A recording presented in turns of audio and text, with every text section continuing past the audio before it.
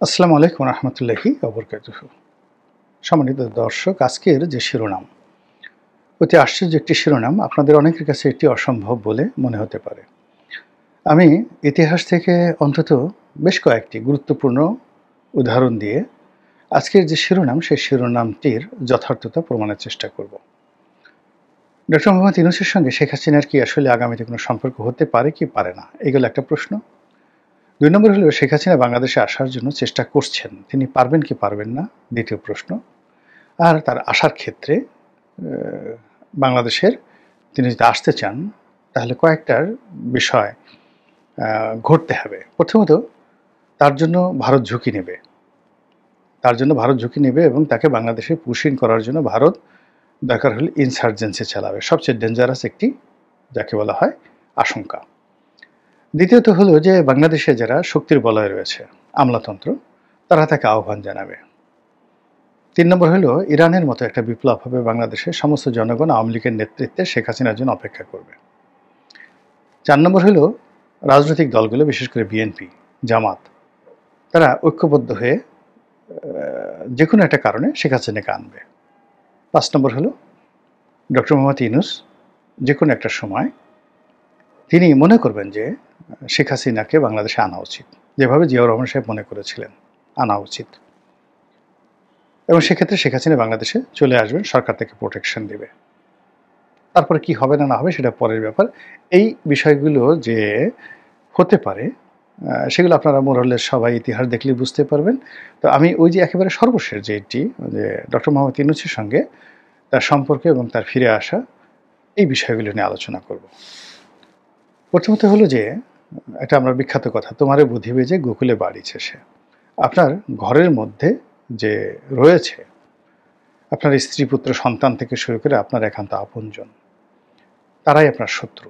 আপনি মহাভারতের যুদ্ধের কথা বলেন, ইলিয়াড এবং ওডিসির কথা চিন্তা করেন, আরও যা কিছু চিন্তা করেন, আপনি দেখবেন যে এ সবই ছিল ভাতৃঘাতী এবং আত্মীয় স্বজনের মধ্যে, বন্ধু বান্ধবের মধ্যে ভুল বুঝাবুঝি, শত্রুতার কারণে এরকম বিশ্বযুদ্ধর মতো ঘটনা ঘটেছে।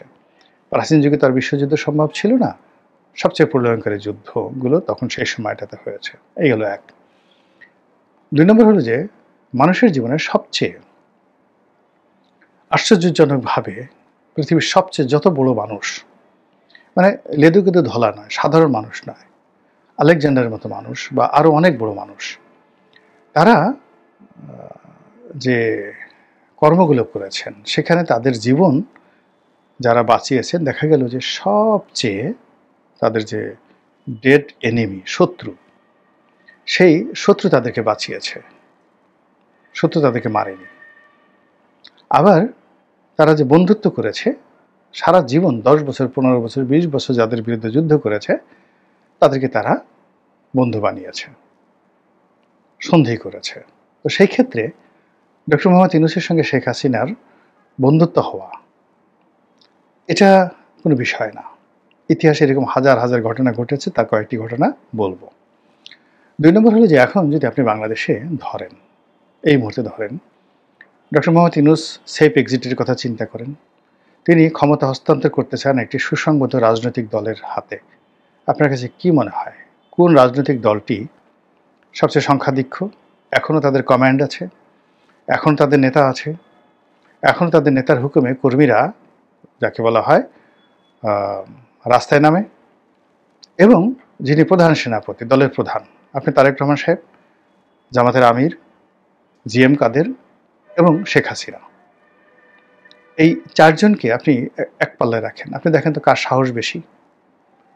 খালি কোনো রকম বডিগার্ড ছাড়া রাত 12টার সময় এই যে কোনো জায়গাতে যদি যেতে বলা হয়, কে সাহস বলেন, কার সাহস আছে?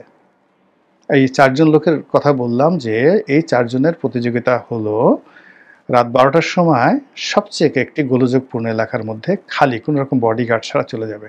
আপনার কাছে মনে হয় কে ফার্স্ট হবে? অথবা ধরেন এখন যদি বলা হয় ডক্টর ইউনূস টেলিফোন করেন শেখ হাসিনাকে আর যাকে বলা হয় তারেক রহমান সাহেবকে, আপনারা দুজন কালকে আসেন, বলেন তো কে আগে আসবে? কার আগে আসার সাহস হবে, শক্তি হবে?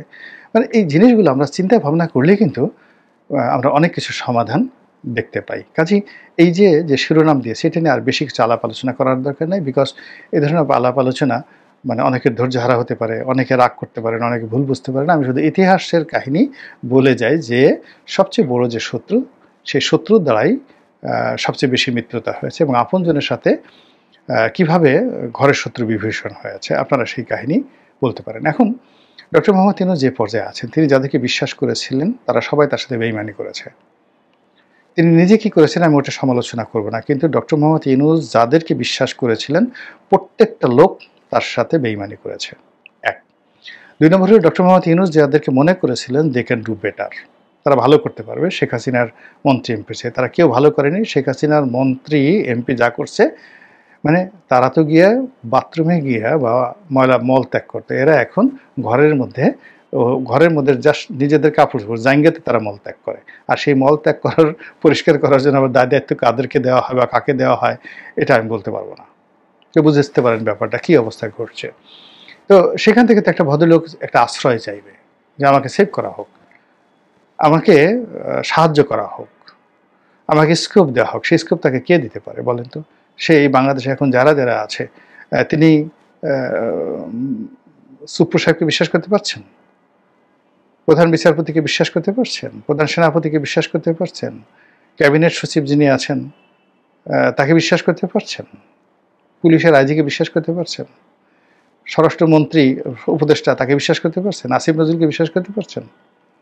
তাহলে এই লোকটা কিভাবে আছে? সে কি বেকুব লোক নাকি? সে তো লেবেন চুষ খায় না। উনি তো যাকে বলা হয় সেই চুইংগাম খান না, তিনি রীতিমতো যা খান করে টাকার উপর সারা জীবন শুয়ে থেকেছেন। তো যারা টাকা উপার্জন করে তাদের মতো হিসেবই মানুষ আর নেই। ব্যাংকের লোক খুব হিসেবি লোক। ফলে তিনি এই যে এখানে বসে বসে একেবারে গণনা করতেছেন, হিসাব করতেছেন কি করিলে কি হয়। এই প্রসঙ্গ বাদ, এখন ইতিহাসের ঘটনায় যাই। যেমন ধরুন প্রথমে বলি আলেকজান্ডারের কথা।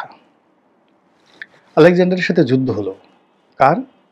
ক্ষত্রিয় বীর পুরু ভারতবর্ষে, বিশাল যুদ্ধ। ভারতের কেউ তার সামনে দাঁড়াতে সাহসই পায়নি। তিনি আসতেছেন এই কথা শোনার সঙ্গে সঙ্গেই তার খেকে খুশি করার জন্য নিজেদের রাজকন্যা, দাসদাসী, হাতি ঘোড়া, সোনা তার দরবারে পাঠানো শুরু করল। একজন মাত্র মানুষ তার বিরুদ্ধে রুখে দাঁড়ালেন, তিনি হলেন পুরু, ক্ষত্রিয় বংশের একজন বীর রাজা। তো সেই ঝিলাম নদীর তীরে যুদ্ধ হলো। যুদ্ধে পুরু সংগতিকারী পরাজিত হলেন, তাকে শিকল পরিয়ে নেওয়া হলো সামনে। আলেকজান্ডার খুব আশ্চর্য হয়ে তাকে দেখলেন যে এতদিন যুদ্ধ করলাম, কেউ আমার সামনে এভাবে সরাসরি ফেস টু ফেস যুদ্ধ করেনি। এমনকি তিনি যে পারস্যে যুদ্ধ করে এসছেন সেখানেও দারায়ুস, তৃতীয় দারায়ুস তার সাথে সরাসরি যুদ্ধ করেনি, গেরিলা যুদ্ধ করেছেন। আর এই ভদ্রলোক পুরো ব্যাটেল ফিল্ডে ফেস টু ফেস আমার সঙ্গে যুদ্ধ করেছেন। তো তিনি খুব অবাক বিস্ময়ে তার দিকে তাকিয়েছিলেন যে বীর তো বীরকে বুঝে, কাপুরুষ কাপুরুষকে চিনে, চোর চোরকে চিনে, চোরটা চোরটাকে চিনে, এটা দুনিয়ার নিয়ম। তো আলেকজান্ডার বীর চিনতে পেরেছেন। তিনি তার দিকে মুগ্ধ দৃষ্টিতে তাকিয়ে তাকে বললেন যে আপনি আমার কাছ থেকে কেমন ব্যবহার আশা করেন? তো তিনি বললেন যে আপনি একজন রাজা, আমিও একজন রাজা। একজন রাজার কাছ থেকে একজন রাজা যেমন ব্যবহার আশা করে আমি তেমন ব্যবহার আশা করি। এক কথায় কেল্লা ফতে। সঙ্গে সঙ্গে তাকে তিনি মুক্তি দিলেন, চেয়ার দিলেন, বসতে দিলেন, তার রাজ্য ফিরিয়ে দিলেন এবং তার সঙ্গে তার একটা বন্ধুত্ব হয়ে গেল। এই গেল অবস্থা। মহাভারতের যুদ্ধ, পাণ্ডব এবং কৌরব তাদের মধ্যে যুদ্ধ হলো। সব মানুষ, লক্ষ লক্ষ মানুষ মারা গেল, শুধুমাত্র অল্প কয়েকজন বেঁচে ছিল। এবং যারা বেঁচে ছিলেন তারা মানে ওই যুদ্ধের উদ্যোক্তা। পরবর্তীতে দেখে গেল তাদের মধ্যে মিল হয়ে গেল। তাদের মধ্যে মিল হলো, কিন্তু ইতিমধ্যে সব সৈন্য সামন্ত সব শেষ। এ হলো মহাভারতের যুদ্ধের শেষ কাহিনী। এরকম একটা অবস্থা। ভারতের গিয়াসউদ্দিন বলবনের কথা বলি। গিয়াসউদ্দিন বলবনের সন্তান বোখরা খান বাংলাদেশে আসলেন, বিদ্রোহ করে বসলেন পিতার বিরুদ্ধে। বলবন আসলেন তার সাথে যুদ্ধ করার জন্য এবং পরবর্তীতে তিনি যুদ্ধ না করে সন্তানের সাথে সন্ধি করলেন, সন্তানকে ছেড়ে দিলেন। এই গেল এক। আবার বুকরা খানের ছেলে কায়কোবাদ, তিনি দিল্লি সিংহাসনে বসলেন এবং তিনিও পিতার বিরুদ্ধে যুদ্ধ করলেন। মানে বাংলাদেশে যে বুকরা খান ছিলেন তার বিরুদ্ধে তিনি যুদ্ধ ঘোষণা করলেন দিল্লির সুলতান, একটা বাচ্চা ছেলে। পিতা পুত্রের মিল হলো, খাতির হয়ে গেল। পিতা বুঝলেন যে তার সন্তান বেশি দিন বাঁচবে না, বিকজ সে যে গ্রুপ অফ গ্যাংয়ের মধ্যে পড়েছে একে মেরে ফেলবে। ফলে তিনি দিল্লিতে গেলেন না পুত্রের সাথে, পুত্রকে দোয়া করে দিলেন, যাওয়ার পথেই সে তাকে মেরে ফেলা হলো। আকবরের আর জাহাঙ্গীরের ঘটনা বলি।